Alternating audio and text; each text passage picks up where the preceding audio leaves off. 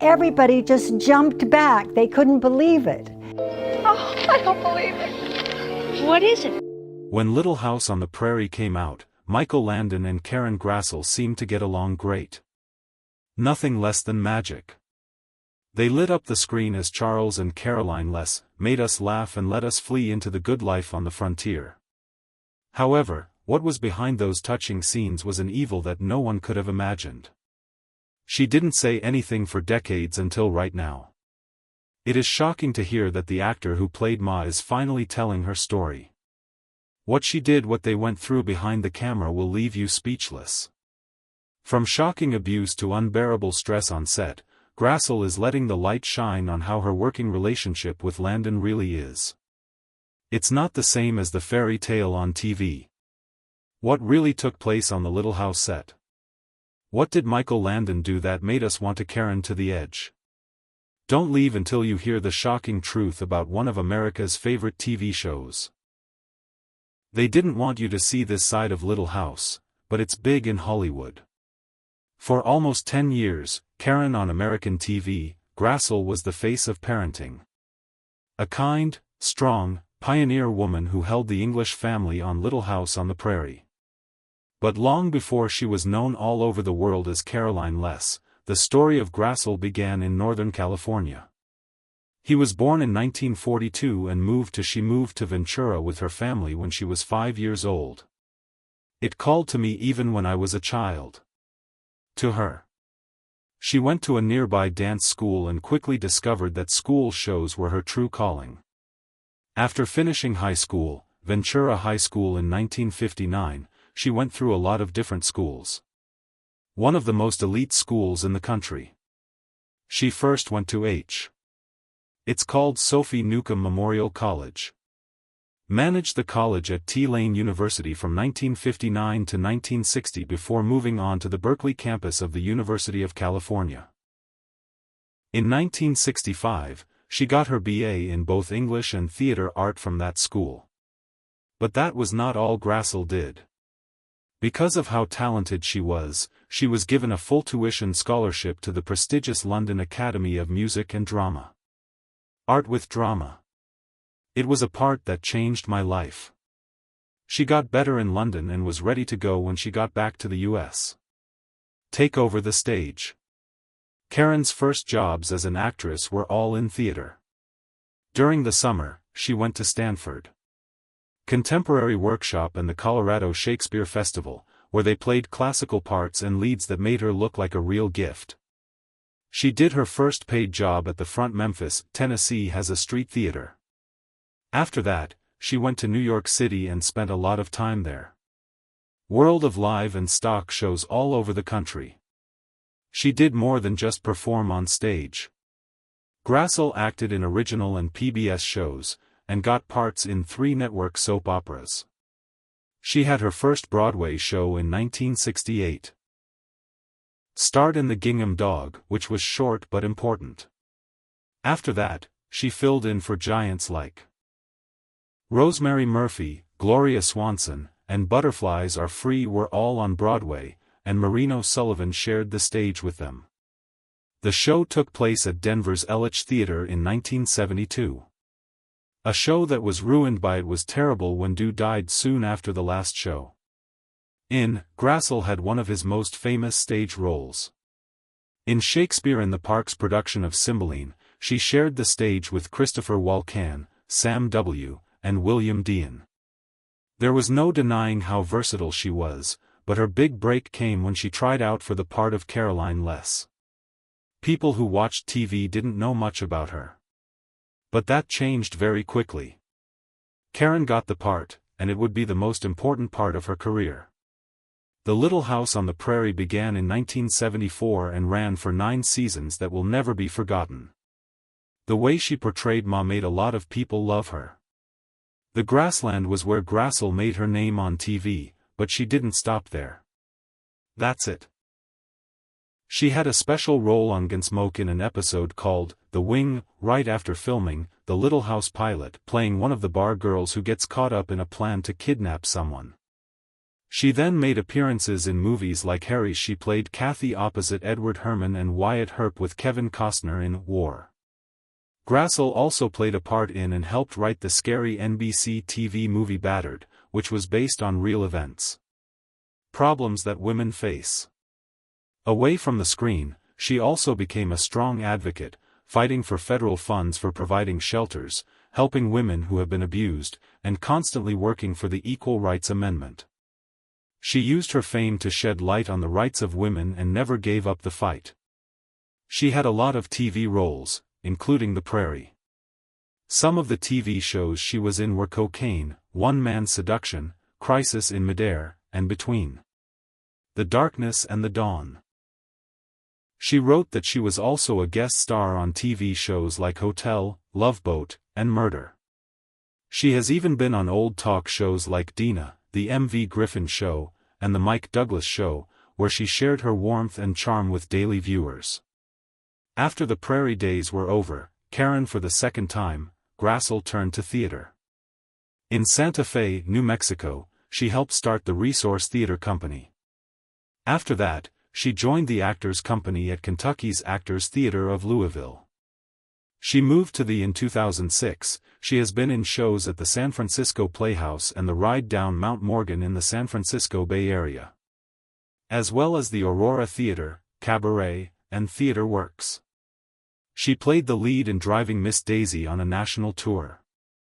Play-in plays from Virginia to Manitoba. The award for outstanding success went to her for her performance in Cabaret. Award in 2008. In fact, she became the face of Premier Bathrooms and promoted the company.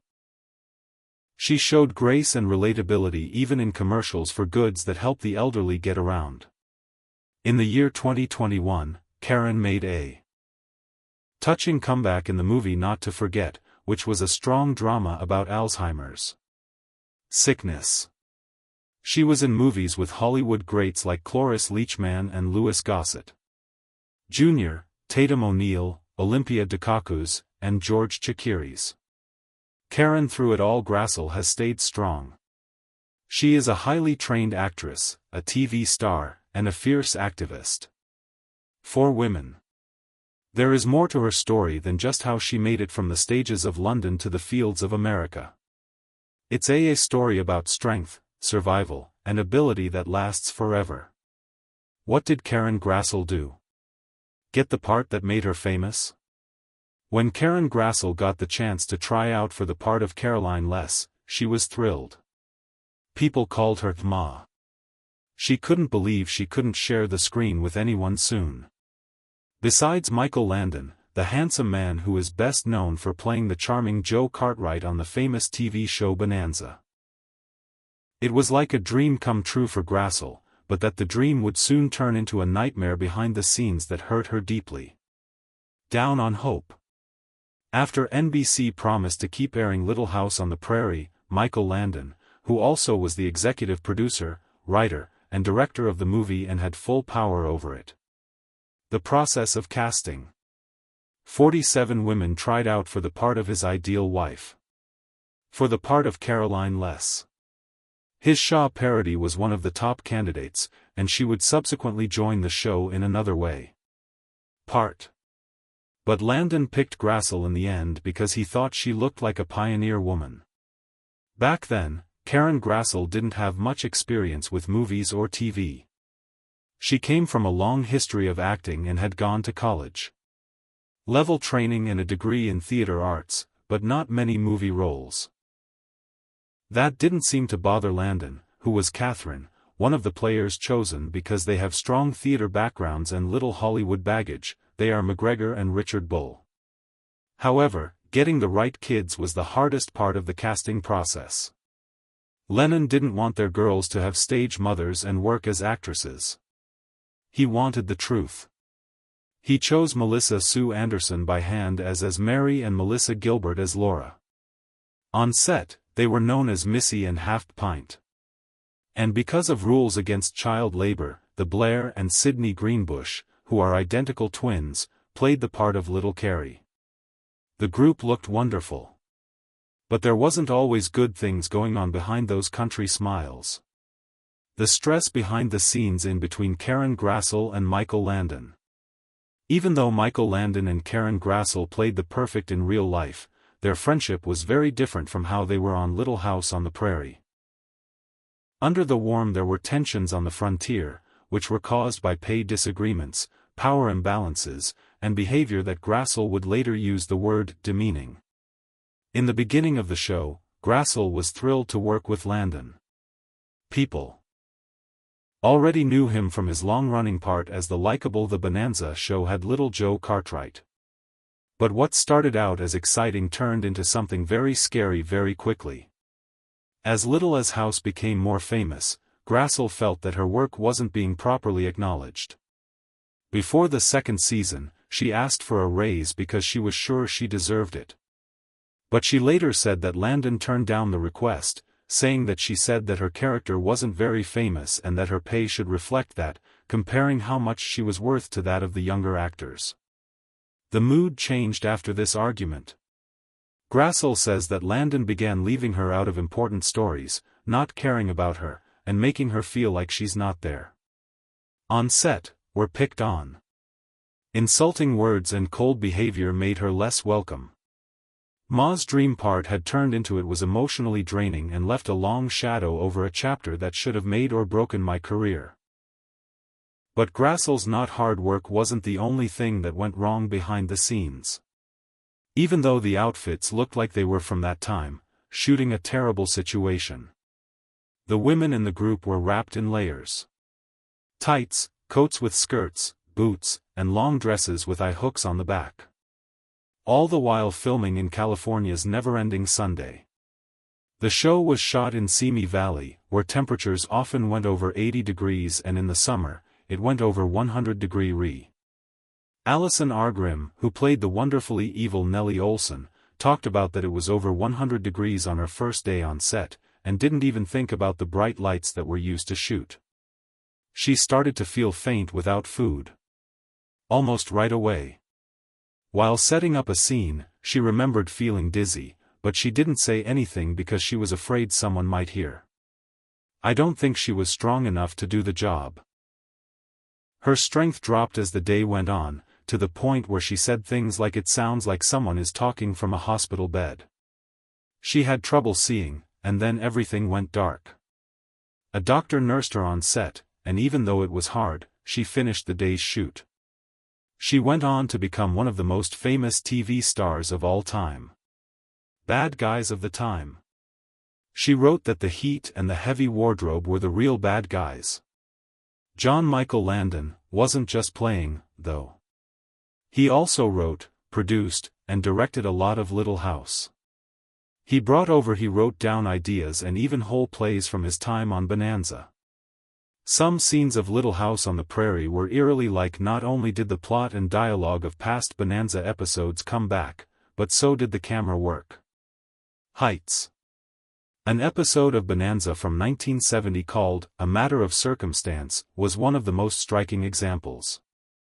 Little Joe is kicked by a horse and left alone at home. He tries to cut off his own hand to stop the horse from biting him, getting an infection and passing out before he can finish. After 6 years, Little House aired A Matter of Faith, in which Caroline hurts her leg at home by herself and almost cuts it off herself before passing out. B.W. Sander wrote both shows, and William Claxton directed them. They were also alike in other ways. That's it. Someone Please Love, a story from Little House on the Prairie, was based on the Bonanza episode, A Dream to Dream. Me. He was only 7 years old when the sad Little House episode was based on him. Even though these similarities may have saved time in the writing room, they also showed how Landon often used old ideas in new ways. Writing. It hurt so much that even the cast's hair hurt. At first, Allison was Nellie Oleson's dramatic ringlets. The hair of R. Grimm. Every night she slept with her hair in curlers, and she got to work as early as 4:30 a.m. to put up with the curling irons needed to make her look perfect. The wardrobe department finally made her a wig that fit perfectly, but the answer came with its own kind of pain. To keep the wig in place during long film days and the odd start of filming, a metal comb and a lot of bobby pins held it in place during the fight. I wrote Argrim that there wasn't a single time when it was easy. The pins hurt her head when things were really bad, sometimes making little cuts. There were little spots of blood on her fingers when she rubbed her head. The hairdresser would then rush over and use Seb's astringent to clean her wounds before shooting continued. The Engels family may have had a hard time on screen, with bad crops, hunger, and harsh winters, but someone who helped make the show, Ed Friendly, said they were living a little too well behind the scenes. Friendly helped make the show with Landon, and he later told People magazine that the production had gone off track. Not close enough to Laura Ingalls Wilder's first books. He said, the Engels family had been played down and polished for the TV show. One change that worried him was that the kids now wore it said that Landon didn't want them to be the poorest kids in town, which Friendly thought got in the way of showing how hard life was on the frontier. Another network executive supposedly didn't like it. Having the family live in a sod house because they thought it was too sad, so they quickly moved up to a frame house. Friendly was angry and said that he had given the show the nickname, How Affluent Is My Prairie, and made a joke about how the Engels had everything but a Cadillac. In the end, Friendly quit the show before it aired, but it went on to, even though there was a lot of tension behind the scenes, it became a societal phenomenon without him. As for the cast, especially Karen Grassle, Little House on the Prairie had a special magic for the people who watched it. Not nearly as touching in real life as it seemed on TV, thanks to invisible wounds and heat-related illnesses. From blackouts to professional slights and emotional hurts, life behind the camera was nothing like the simple pleasures of fans thought Walnut Grove was a good family drama about love, strength, and frontier ideals. What they didn't see was the emotional, physical, and professional price that some artists paid in secret to make that dream come true. Karen Grassle had problems on set and in her personal life. Because she drank too much, Karen Grassle had been a popular figure in but when her autobiography, Bright Lights Prairie Dust, Reflections on Life, Loss, and Love, came out, and Love from Little House's Ma, fans quickly saw that there was a lot more to Little House's Ma than met the eye. Caroline less than anyone thought. The book was very personal and painful.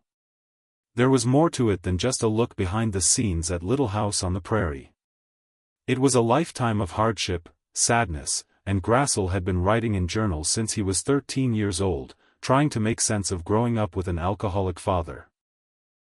Those early notes set the stage for a memoir that would cover everything, even her own. She wrote about how hard it was to be close to her co-star and addicted boyfriend Michael Landon. What might have been even more shocking was how open she was about the problems she was having behind closed doors, long after the cameras had stopped rolling. Things changed in 1977. It began with what looked like she had planned a cast luncheon and gave herself a glass of wine, the only time she ever drank at work. But when she got back to work, she couldn't stop thinking about it. She went outside, splashed water on her face, and rinsed with she used mouthwash and smoked a cigarette, but it didn't help. The wine kept coming back to her mind. She was wrong. A week later, she went to a feminist meeting where she had to give a speech.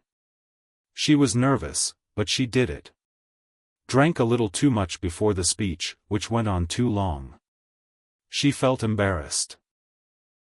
Afterward, she went to see an old friend, the person who had just gone to Alcoholics Anonymous. The friend made it clear that Karen had a problem, and she couldn't say no the first time.